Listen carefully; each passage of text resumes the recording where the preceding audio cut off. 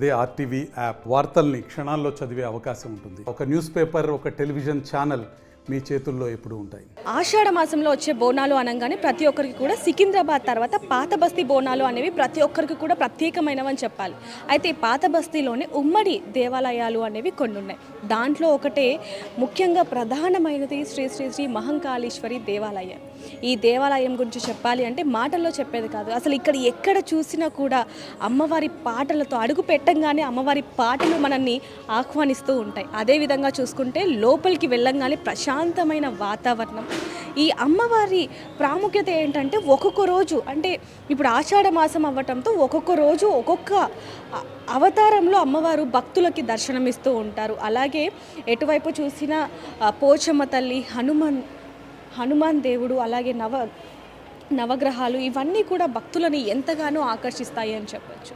అమ్మవారికే కాకుండా గుడిలో ఉన్న ప్రతి ఒక్క చిన్న చిన్న ఆలయాలకి, అలాగే గుడి చుట్టూ కూడా గుడిని కూడా పూలతో అంగరంగ వైభవంగా అయితే అలంకరిస్తూ ఉంటారు. ఇక్కడ చూసుకోవచ్చు ప్రతి ఒక్క ఈరోజు ప్రస్తుతానికి పుష్ప అలంకరణ, అమ్మవారిని ఈరోజు పుష్పాలతో అద్భుతంగా అలంకరించారని చెప్పచ్చు. ఒక్కసారి గనక అమ్మవారిని గనక దర్శించుకోవాలి అనుకుంటే ఒకసారి చూడొచ్చు ఎంత అద్భుతంగా.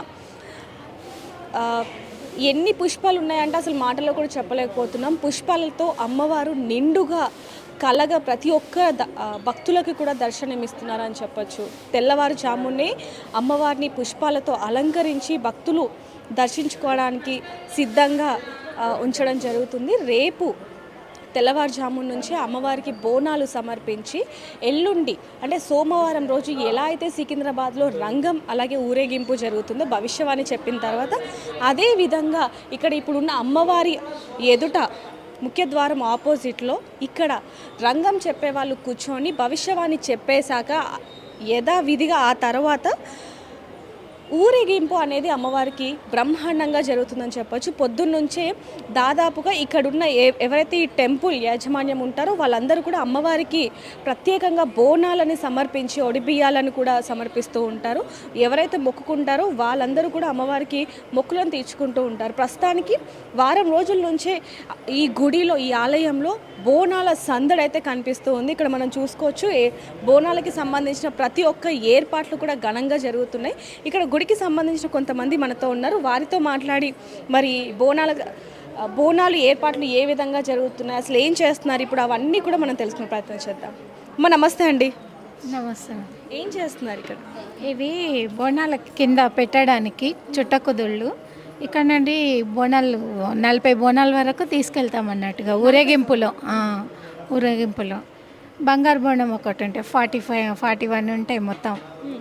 అవి బంగారు బోనంతో పాటు 41 అవి తీసుకొని ఊరేగింపు తీసుకెళ్తారు. అంటే ముఖ్యంగా చూసుకుంటే ఇక్కడ ఈ అమ్మవారి గుడిలో బోనాలు ఘనంగా జరుగుతుంటాయి. చుట్టుపక్కల వాళ్ళందరూ కూడా వస్తూ ఉంటారు. మహంకాళి ఆలయం అంటే ప్రతి ఒక్కరికి కూడా ఎంతో. మియాపూర్, సికింద్రాబాద్, బంజారాయిల్స్, కోటి, ఎల్బీ నగర్, చంపాపేట్, కర్మన్ఘట్, అక్కడ చాలా ఊర్లలో నుంచి కూడా వస్తారు. ఊర్లలో నుంచి కూడా చాలామంది వచ్చి సంగారెడ్డి అటు సైడ్ నుంచి కూడా చాలామంది వచ్చి వెళ్తారు. నర్సాపూర్ అక్కడ అటు నుంచి కూడా వచ్చి చూసి కొందరు మొక్కులు కూడా చెల్లించుకుంటారు. అంటే ప్రతి సంవత్సరం మీరు ఇందులో భాగస్వాములు అవుతూ ఉంటారా, లేకపోతే ఈ సంవత్సరం? లేదు, ప్రతి సంవత్సరం ఉంటాం. ఇంచుమించు 20 years పైనే అవుతుంది. మా పెళ్ళిళ్ళ లైన్ నుంచి ఇక్కడే, ఇప్పుడు 27-28 years నుంచి ఇక్కడే. ఇంకా ప్రతి బోనాలకి ఉంటాం మేము. నవరాత్రులలో కూడా, దసరా నవరాత్రుల్లో కూడా ఇక్కడ చాలా బాగుంటుంది. అంటే ఇప్పుడు మీరు చుట్టేవి ఇవన్నీ కూడా బోనాల కింద బోనాలకి పెట్టుకోవడానికి బోనాలని కూడా మీరే రెడీ చేస్తూ ఉంటారు? మేమే రెడీ చేస్తాం, రెడీ చేసి తీసుకెళ్తాం. మొత్తం 40 బోనాలు, అందులో బంగారు బోనంతో సహా అన్నీ కూడా మీరే తయారు చేస్తూ ఉంటారు. అయితే ఇప్పుడు చూసుకుంటే ప్రస్తుతానికి వీళ్ళందరూ కూడా బోనాల హడావిల్లో చాలా బిజీగా ఉన్నారని చెప్పచ్చు. కానీ అమ్మవారి గుడి గురించి, ప్రాముఖ్యత గురించి ఒక్కసారి వీళ్ళని అడిగి తెలుసుకుందాం. అమ్మవారి గురించి చెప్పండి, అమ్మవారికి ఉన్న ప్రాముఖ్యత గురించి చెప్పండి. అమ్మవారు చాలా మహిమల అమ్మవారు. ఎవరికి ఏం మొక్కుకున్నా బాగా జరుగుతుంటాయి అన్నీ. చాలామంది దూరం నుంచి వస్తుంటారు భక్తులు.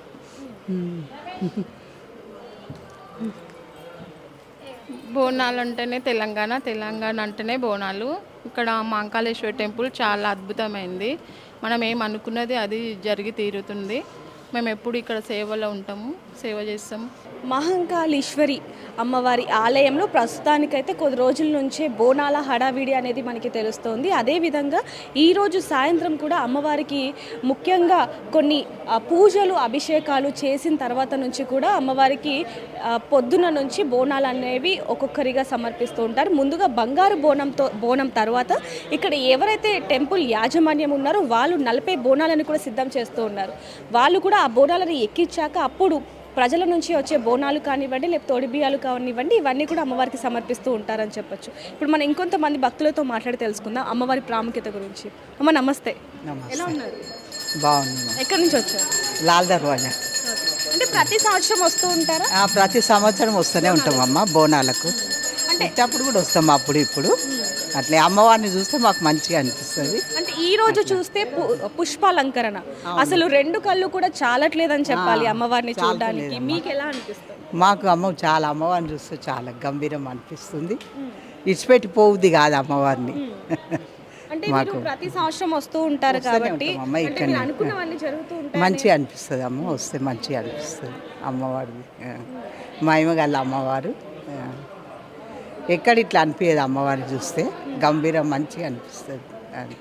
సికింద్రాబాద్లో ఏ విధంగా అయితే అమ్మవారికి బోనాలు సమర్పించిన తర్వాత రంగం భవిష్యవాణి చెప్పడం జరుగుతుంది, అదే విధంగా ఇక్కడ శ్రీ శ్రీ శ్రీ మహంకాళేశ్వరి దేవాలయంలో ఇక్కడ కూడా రంగం అనేది చెప్పడం జరుగుతుంది. ఎక్కడైతే ఇప్పుడు మనం అమ్మవారి ఆపోజిట్లో ఇక్కడ ఉందో ఇక్కడ కూర్చొని ముఖ్యంగా అమ్మవారిని తలుచుకుంటూ రంగం అనేది ఇక్కడ సిద్ధం చేస్తూ ఉంటారు. ఇక్కడ మట్టి కుండ మీద కూడా అక్కడ ఎలా అయితే కూర్చుంటారో ఇక్కడ కూడా అలాగే కూర్చొని భవిష్యవాణి అనేది చెప్తూ ఉంటారు. మామూలుగా చాలామంది కూడా సికింద్రాబాద్లో రంగం ఏ విధంగా జరుగుతుందో అదే విధంగా ఇక్కడ కూడా జరుగుతూ ఉంటుంది. కాబట్టి భక్తులందరూ కూడా ఇక్కడికి వచ్చి అమ్మవారిని దర్శించుకొని భవిష్యవాణి తెలుసుకొని మరి వెళ్తూ ఉంటారు. వివిధ ప్రాంతాల నుంచి ఎక్కడి నుంచో ఇక్కడికి వచ్చి అమ్మవారిని దర్శించుకొని వారు కోరుకున్న కోరికలు నెరవేరాలి అని చెప్పి కొన్ని కోరుకున్న నెరవేరాయి అన్న ఇదితో కూడా భక్తితో కూడా ఇక్కడికి వచ్చి అమ్మవారిని దర్శించుకుంటూ ఉంటారు. అదేవిధంగా ఇప్పుడు ఇంత ప్రశాంతంగా ఉన్నప్పటికీ కూడా రేపు తెల్లవారుజామున నుంచి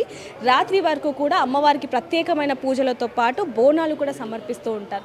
మరిన్ని వివరాల కోసం కూడా ఇంకొంతమందిని అడిగి తెలుసుకుందాం అమ్మవారి ప్రాముఖ్యత గురించి, గుడి ప్రాముఖ్యత గురించి.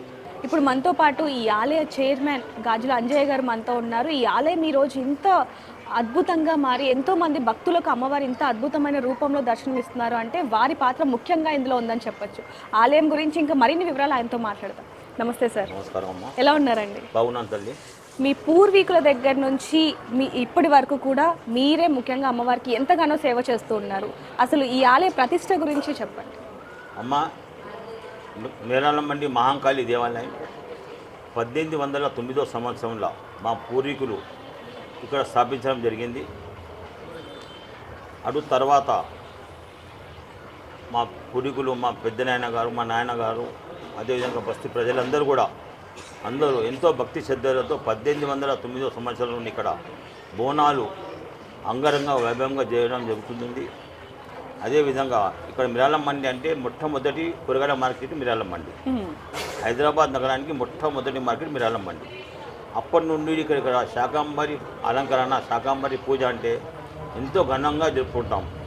అది ఎందుకంటే రైతులు, వ్యాపారస్తులు, చిరుధాన్యం అమ్మేవాళ్ళు కూడా అమ్మవారికి శాకాంబరి పూజ చేయడం జరుగుతుంది. అప్పటి నుండి కూడా శాకాంబరి పూజ మొన్న బుధవారం నాడు జరిగింది, ఎంతో అద్భుతంగా జరిగింది. అదేవిధంగా ఇవాళ అమ్మవారికి పులంగి సేవ, ఈ పూలతో అలంకరించుకొని సాయంత్రం 6 గంటలకి మల్లెపూలతో అమ్మవారికి పుష్పాభిషేకం చేస్తాం. అమ్మవారికి ఇవాళ అంటే పొద్దున్న నుంచి మొత్తం కూడా అమ్మవారి పుష్పాలంకరణ చేసిన తర్వాత సాయంత్రం పూట అమ్మవారికి మళ్ళీ పుష్పాలతో అభిషేకం అనేది ఉంటుంది. కేవలం మల్లెపూలు తీసుకొని అమ్మవారికి పుష్పాలంకరణ చేస్తాం. అదేవిధంగా యాక్చువల్గా మిరాలమండి మహంకాళేశ్వర దేవాలయంలో 1 నెల పాటు ఆషాఢ మాస బోనాలు జరుగుతుంది, అంటే పండుగ జరుగుతుంది. ఈ నెల 6వ తారీఖు నాడు మహాభిషేకం, ఈ నెల 7వ తారీఖు నాడు అమ్మవారి ధ్వజారోహణ, అగ్ని ప్రతిష్ట, అక్కడి నుండి త్రిశత చండీ హోమాలు ప్రారంభమై 19 తారీఖు నాడు అమ్మవారిని ఎదుర్కొని వచ్చి ఒక్క దినం 1,00,000 కుంకుమార్చన, 1,00,000 బిల్వార్చన, 1,00,000 పుష్పార్చన, 1,00,000 ఫలార్చన, అదే చండీ మన శాకాంబరి ఇలాంటివి మొత్తం చేస్తాం. ఇవాళ అమ్మవారికి నిన్నే మహాపూర్ణావతి జరిగింది. బలి ప్రధానం కూడా నిన్నే జరిగిపోయింది శుక్రవారం నాడు. నేడు 1,00,000 పుష్పాలతో అమ్మవారిని పూజించుకుంటూ జగజ్జనని మా తల్లి మమ్మల్ని అందరినీ చల్లగా చూడాలి, వర్షాలు బాగా పడాలి, పంటలు బాగా పండాలి, మేమందరం కూడా ఒక సంవత్సరం మీ దయ వల్ల మేమందరం కూడా సుభిక్షంగా ఉండాలి అని అమ్మవారికి కోరుకుంటూ ఈ పూజలు జరపడం జరుగుతుంది. అంటే అదేవిధంగా రేపు అమ్మవారికి పొద్దున 3 గంటలకి అభిషేకం తర్వాత పొద్దున 5 గంటల నుండి ఇక్కడ దర్శనం ప్రారంభమవుతుంది. బోనాలు అప్పుడు సమర్పించడం జరుగుతుంది. మధ్యాహ్నం ఒక బ్రేక్ ఇస్తాం నైవేద్యానికి. సాయంత్రం 8 గంటలకు పంచహారతి, రాత్రి 12 గంటల 5 నిమిషాలకి సామూహిక హారతి, మన సామూహిక హారతితో పాటు అమ్మవారికి ఏకాంత సేవ కార్యక్రమం జరుగుతుంది. ఆదివారం నాడు. సోమవారం నాడు పొద్దున్నే అమ్మవారి భవిష్యవాణి మధ్యాహ్నం 12 గంటలకి శ్రీమతి స్వర్ణలత గారి ఇక్కడ భవిష్యవాణి చేయడం జరుగుతుంది. మధ్యాహ్నం 3:30కి ఇక్కడ నుండి అమ్మవారి ఊరేగింపు ప్రారంభమవుతుంది. ఈ ఊరేగింపులో దాదాపు 400 మంది కళాకారులు, 25 శకటాలతో పాటు ఇంకా బాజా భజంత్రీలతో అమ్మవారిని ఇక్కడ నుండి ఊరేగిస్తాం. ఈ ఊరేగింపు ఇక్కడ నుండి బట్టి అలిజాకోట్ల, చార్మినార్, గుల్జార్ హౌస్ మీదుగా ఢిల్లీ దర్వాజా, నయాపూర్ వరకు పోయి పరిసమాప్తం అవుతుంది. దాని తెల్లారి మంగళవారం నాడు అమ్మవారికి, అమ్మ మేము ఇన్ని రోజులు మేము పూజ చేశాము, మేము మీ పిల్లలము మొత్తం తప్పేమైనా జరిగితే క్షమించమని కోరుకుంటూ అమ్మవారికి మారుబనం సమర్పిస్తాం. అదేవిధంగా అష్టాదళ పాద పద్మ సేవ 108 కమల పూలచే అమ్మవారికి అష్టాదళ పాద పద్మ సేవ చేస్తాం. ఈ బోనాల పండుగ అప్పటికి ముగిస్తుంది. ఇక్కడ బోనాల హడావిడి ఏ విధంగా ఉంది అనేది మీ మాటల్లోనే అర్థమైపోతుంది సార్. అదేవిధంగా ఇక్కడ ముఖ్యంగా చెప్పుకోవాల్సింది ఏంటంటే రంగం భవిష్యవాణి. ఇక్కడ కూడా స్వర్ణలత గారు ఎన్నో సంవత్సరాల నుంచి కూడా భవిష్యవాణి చెప్తూ ఉన్నారు. దాని గురించి ఒక్కసారి మీ మాటల్లో. ఆమె భవిష్యాన్ని చెప్తుంది, మేము అడిగినా ఆమె చెప్తుంది. ఆమె ఏమన్నా చేయమంటే ఇట్లా కాదు, మరి శాఖలు పెట్టమంటే శాఖలు పెట్టవలసిందే, ఏమన్నా చేయమంటే మళ్ళీ ఒక బోనం చేయమంటే చేయవలసిందే. ఆమె ఏ ఆదేశాలు ఇచ్చినా ఆమె మళ్ళీ చేయడం జరుగుతుంది. మొత్తం ఎంతమంది భక్తులు బోనాలతో వస్తూ ఉంటారండి? ఈ సంవత్సరం ఎలాంటి ఏర్పాట్లు చేశారు? భక్తులకు ఎలాంటి ఇబ్బంది కలగకుండా? పోయినసారి 150,000 మంది దాకా వచ్చారు ఇక్కడ. ఇంకా ఈసారి ఇంకా ఎక్కువ అనుకున్నాను. ఎందుకంటే ప్రతి పాతపట్నంలో ప్రతి దేవాలయంలో కూడా అంగరంగ వైభవంగా బోనాల పండుగ జరుగుతుంది. ప్రతి ఒక్కరు కూడా బ్రహ్మాండంగా పూజలు చేస్తున్నారు. ఇంకా ఈసారి భక్తుల తాకట్టు ఇక్కడే ఉంటుంది. రాష్ట్ర ప్రభుత్వమే సోమవారం నాడు హాలిడే ప్రకటించింది. ఈ దశాబ్ది ఉత్సవాలు అనేవి గవర్నమెంట్ వాళ్ళు చేస్తున్నారు, అది కూడా చెప్పుకుంటున్నాం. కాబట్టి ఈసారి భక్తుల తాకట్టు ఎక్కువనే ఉంటుందని ఆ ప్లానింగ్తో ఉన్నాం మేము. Okay, thank you sir. ప్రస్తుతం విన్నారు కదండి చైర్మన్ గారి మాటల్లో భక్తుల హడావిడి ఏ విధంగా ఉంటుంది, అలాగే శ్రీ శ్రీ శ్రీ మహంకాళేశ్వరి ఆలయంలో అమ్మవారికి ఎలాంటి ప్రత్యేక పూజలు చేస్తారు బోనాల సందర్భంగా, అలాగే బోనాలు అయిపోయాక అమ్మవారికి భవిష్యవాణి చెప్పడానికి కూడా స్వర్ణలత గారు రాబోతున్నారు. అదేవిధంగా భక్తులకు ఎలాంటి ఇబ్బంది కలగకుండా అన్నదాన కార్యక్రమాలు కూడా ఉండబోతూ ఉన్నాయి. ఇంకా మరిన్ని వివరాల కోసం చూస్తూనే ఉండండి RTV కెమెరామ్యాన్ విజయ్తో రిపోర్టర్ దేవిక, హైదరాబాద్. మరిన్ని వీడియోస్ కోసం ఛానల్ ని సబ్స్క్రైబ్ చేయండి. లేటెస్ట్ అప్డేట్స్ కోసం వాట్సాప్ ఛానల్ ని ఫాలో చేయండి. అండ్ లింక్ డిస్క్రిప్షన్ లో ఉంది.